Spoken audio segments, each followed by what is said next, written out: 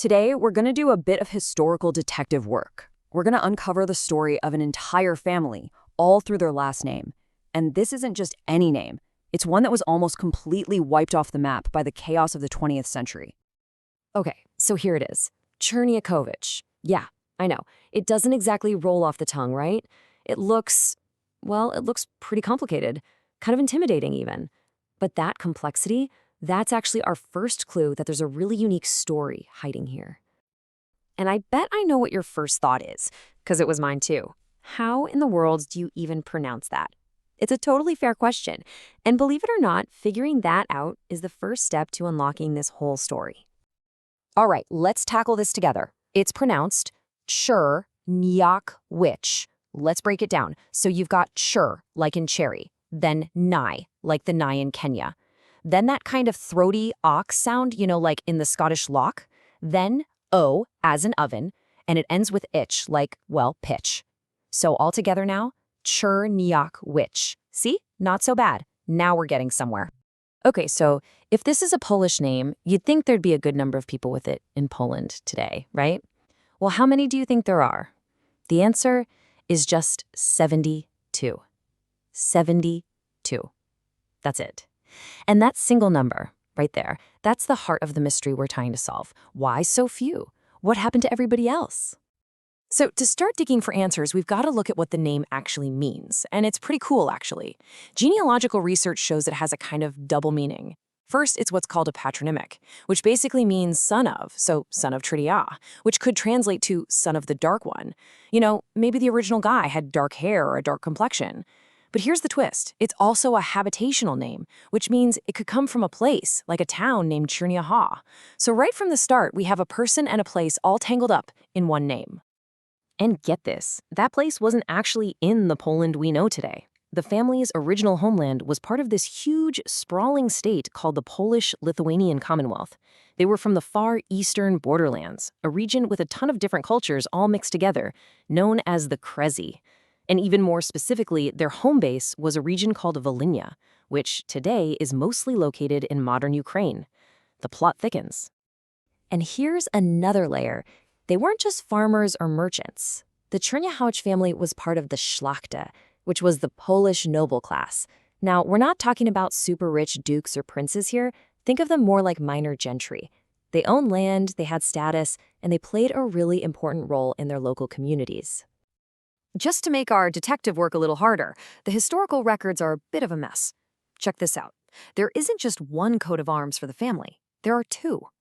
One document from 1802 clearly links the family in Volhynia to the Oksza coat of arms. The one with the big silver battle axe.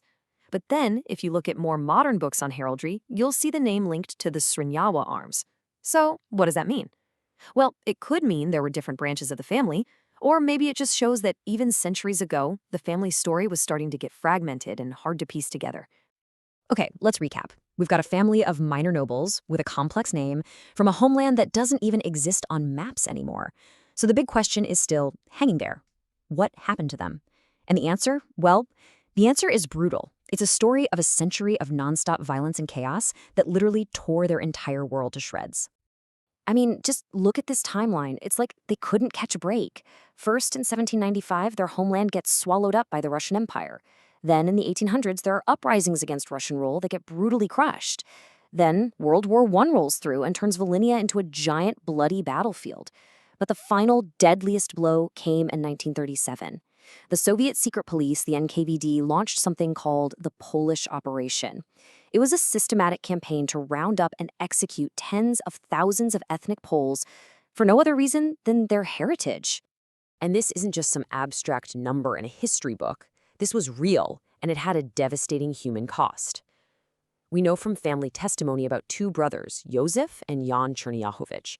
In 1937, in their tiny little village of Krasna Słoboda, the NKVD showed up. They arrested the brothers, and that was it. They were never, ever seen again.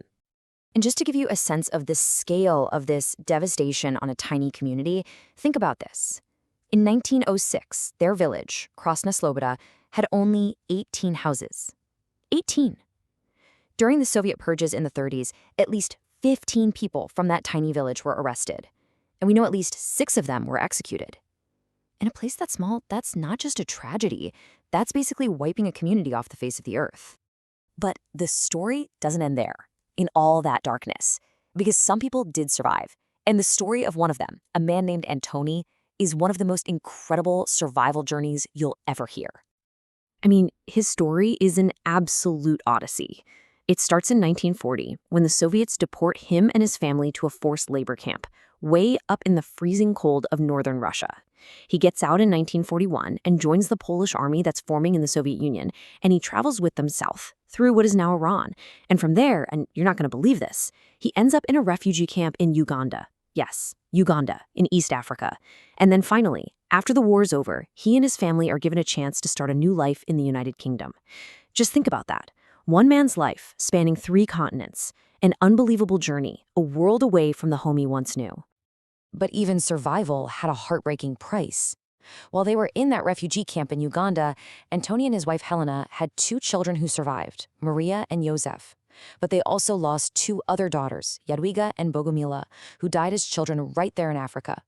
Their little graves are still there in Uganda today, a permanent, silent reminder of just how much this family lost and how far they were scattered from home.